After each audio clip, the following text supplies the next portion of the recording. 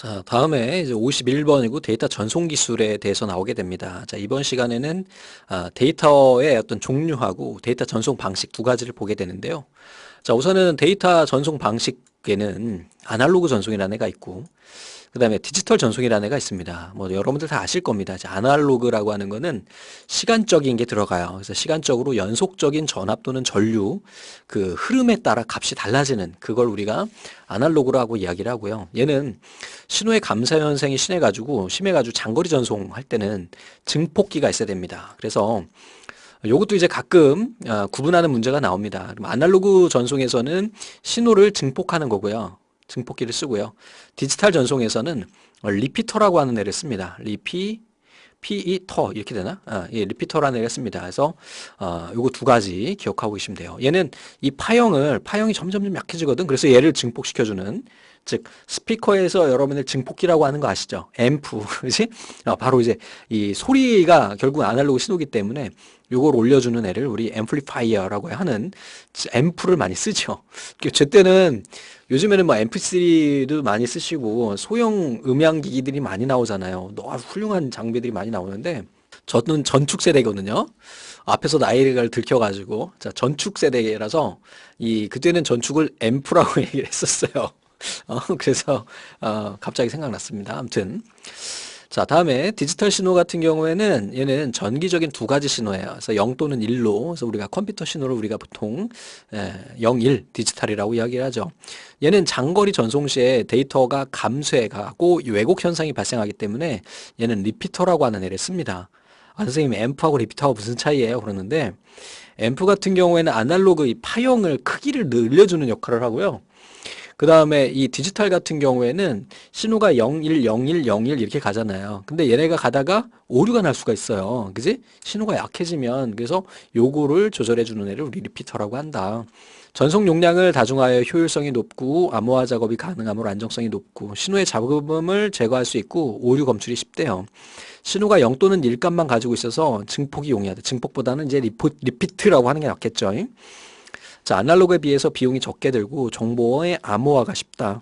전송량을 다중화할 수 있어가지고 효율성이 높고 전송장치의 소형화가 가능하다.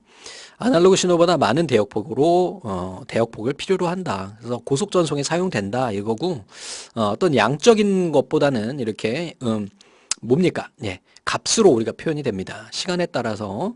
다음에 주파수라고 하는 거는 1초 동안 반복하는 사이클 횟수를 말하고 보통 헤르츠로 이야기를 하죠. 그래서 여러분들이 사용하고 계시는 전기, 여러분 우리나라는 몇 헤르츠 씁니까? 60헤르츠 쓰죠. 60헤르츠 쓰게 됩니다. 1초에 60번 이렇게 파형이 생겨요. 그래서 여러분들 혹시 제가 요즘에 조명에 좀 관심이 많아서 저희 뭐 촬영장도 있고 하다 보니까 그런 조명 그리고 전기세가 많이 나오잖아요. 그래서 저희 집도 LED로 다 바꾸고 있거든요. 여러분들이 저는 직접 하거든요. 제가 원래 전기쟁이라서 고등학교를 제가 전기과를 나왔어요. 그래서 다 할 수 있습니다. 네? 그래서 LED를 이렇게 바꾸고 있는데 보면은 플리커라고 하는 게 있어요. 깜빡깜빡 하는 거. 그래서 카메라 이렇게 되면 이렇게 줄무늬가 생기는 게 있는데 그 현상이 시력에 굉장히 안 좋다고 하더라고요. 그래서 요즘에 나오는 LED들 구매하실 때 꼭 플리커 프린지 꼭 확인을 하고 구매하시라는 팁을 드리고 가격이 조금 더 비싸더라고요. 다음으로 돌아가서 데이터 통신 방식이 나옵니다. 그래서 통신 방식의 종류에는 단방향과 반이중, 전이중 이렇게 세 가지가 됩니다. 자, 단방향이라고 하는 건 한쪽 방향으로 가는 거고 반이중은 그러니까 쉽게 얘기해서 이거를 이렇게 설명하면 쉬울 것 같아요. 자동차 길이라고 생각하자. 그래서 얘는 일방 통행으로 보통 이야기를 하시면 되겠습니다. 얘는 여러분들 그 1차선 아시죠? 1차선. 1차선. 도로가 길이 하나만 있는 거야. 이렇게 차선이 하나야. 그래서 양쪽으로 다 갈 수 있는데 동시에는 못 가죠. 차선이 하나니까. 전이중은 2차선 이렇게 되는 거죠. 한쪽으로 이렇게 방향으로 갈 수 있는 것, 이런 것을 이야기한다. 뭐, 머릿속으로 그림 그리시면 아주 쉽게 이해하실 수가 있고요. 자, 직렬도 마찬가지입니다. 자, 직렬이라고 하는 거는 순서대로 가는 거예요. 이렇게 A 가구, B 가구, C 가구, D 가구 이런 순서대로 가게 되는 거예요. 자, 이런 비트들, 얘네가 비트라고 하는데 얘네 열이 하나의 전송로를 순서대로 전송되는 방식을 말하고 모든 비트들이 동일한 전송선을 사용하기 때문에 전송선의 비트별로 대응되는 병렬 전송 방식보다 오류 발생이 줄어들어요. 대신에 이제 얘 같은 경우에 좀 느리겠죠. 그리고 원거리 전송에 적합해요. 왜냐하면 회선이 하나만 있으면 되니까. 그래서 일반적인 통신에서는 우리가 이걸 쓰죠. 근데 이제 뒤에 가면 이걸 어떻게 보내느냐에 따른 다중화에 대한 방식도 이제 나오게 되는 거고요. 이제 병렬 전송 같은 경우는 컴퓨터 내부에서 보통 사용하게 됩니다. 그래서 이런 식으로 해서 아예 동시에 가는 거예요. 병렬로. 그래서 이렇게 돼서 각 비트들이 각자의 전송 선로를 통째로 한꺼번에 전송되는 거예요. 얘가 그냥 보통 전용선이라고 보통 이야기하죠. 전용선이 따로 있는 거예요. 단위 시간에 다량의 데이터를 전송할 수 있지만 전송거리가 길어지면 얘네 비용이 올라가기 때문에 근거리 통신에 많이 사용됩니다. 그 근거리 통신 어디요? 컴퓨터 내부에서 우리 앞에 봤던 버스 있죠? 버스가 바로 이런 방식이에요. 자, 전송 선로가 진력 전송에 비해 직렬 전송에 비해 많으므로 전송 속도가 빠르다. 컴퓨터의 CPU와 주변 장치 사이의 전송에 주로 사용된다. 바로 뭐? 버스. 자, 다음에 이번에는 동기식에 대한 게 나옵니다. 그래서 비동기냐 동기냐. 자, 동기라고 하는 거는 싱크로너스. 여러분들 싱크로너스 말고 생각나는 거 좋은 거 있죠. 왜? 싱크로나이즈라는 거 아시죠? 올림픽 종목 중에 물속에 들어가서 이렇게 코 막고, 그건 남성분들은 안 하시는 것 같은데 여성분들만 하죠. 맞아요? 해가지고 물속에서 들어가서 줄 맞춰가지고 짝짝짝 하는 거에 대단한 것 같아요. 정말 신기한. 그냥 보기에는 아유 그래 재미있구나 하는데 실제로 수영을 치는 사람이고 약간 어떤 운동을 하는 사람들은 정말 대단하다고 생각하는. 얼마나 많이 연습해야 그게 되나. 이것처럼 시간에 딱딱딱딱 맞춰지는 것을 어떤 시간 기준에 의해서 이걸 동기식이라고 이야기하고요. 이거에 맞춰지지 않는 애를 비동기라고 이야기합니다. 우선은 어싱크로너스, 얘는 비동기식 같은 경우에는 스타트 비트와 스톱 비트로 구성을 가지고 있어요. 됐죠? 예, 그 다음에 동기식보다 저속에 사용돼요. 비트열이 전송되지 않을 때는 휴지 상태가 된다. 휴지가 뭐야? 놀고 있는 걸 얘기하는 겁니다. 자, 12,000 bps. 그래서 12kbps 정도의 저속 단거리 통신에 사용된다. 송신 측에서 유유 상태 비트를 전송하다 전송 데이터가 발생하면 시작 비트를 0으로 전송한 다음에 데이터를 전송한다. 그래서 이 비동기 나오면 딱 나오는 포인트가 이거예요. 스타트 비트와 스톱 비트를 갖는다. 그래서 이런 구조로 됩니다. 그래서 앞뒤로 야 나에게 시작이야. 그리고 실제 데이터, 그 다음에 페이트 오류 체크하고요. 멈춰지는 야 여기서 데이터 끝이야 라고 하는 애가 필요합니다. 그 이유는 비동기 말고 동기를 보시면 이제 아시게 됩니다.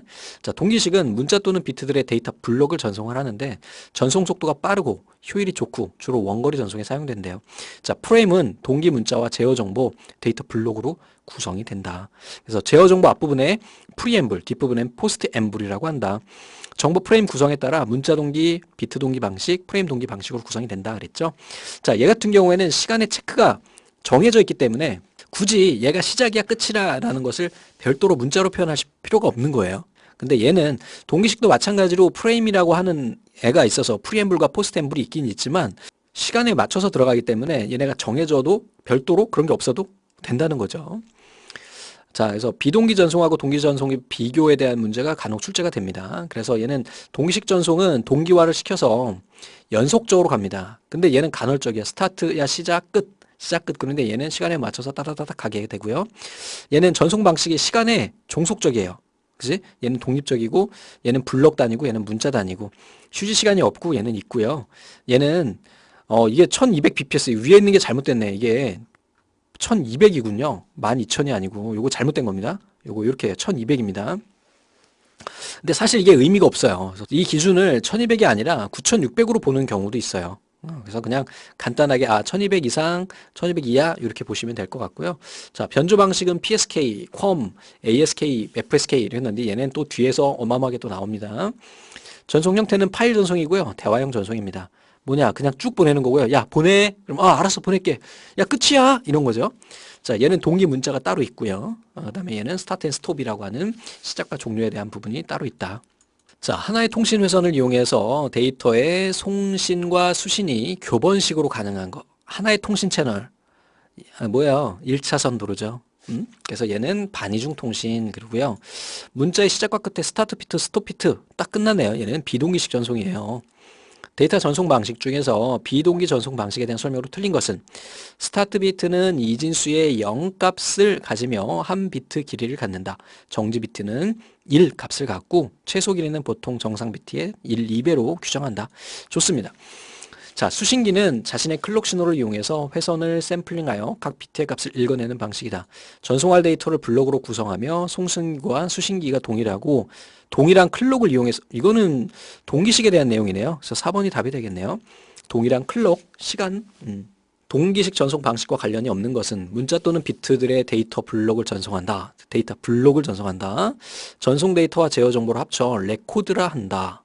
제어 정보 앞부분에 프리앰블 맞고요. 문자 위주, 비트 위주, 동기식 전송으로 구분한다 그랬는데 전송 데이터와 제어 정보를 합쳐서 레코드라고 하지 않고 우리 뭐라고 해요? 블록이라고 합니다. 블록이라고. 자, 다음에 데이터 통신에서 동기 전송 방식에 대한 설명으로 틀린 것은 이 위에 문제랑 비슷해요. 그래서 문자 또는 비트들의 데이터 블록을 송수신한다. 좋고. 전송 데이터와 제어 정보를 합쳐서 레코드라고 한다. 레코드가 아니죠. 좀 아까 봤듯이 블록이죠. 자, 수신기가 데이터 블록의 시작과 끝을 정확히 인식하기 위해서 프레임 레벨의 동기화가 요구된다. 문자 위주, 비트 위주, 동기 위주로 된다. 그래서 이 문장 하나만 다르고 위에 문제랑 똑같네요. 그래서 이렇게 해가지고 살펴봤습니다. 감사합니다.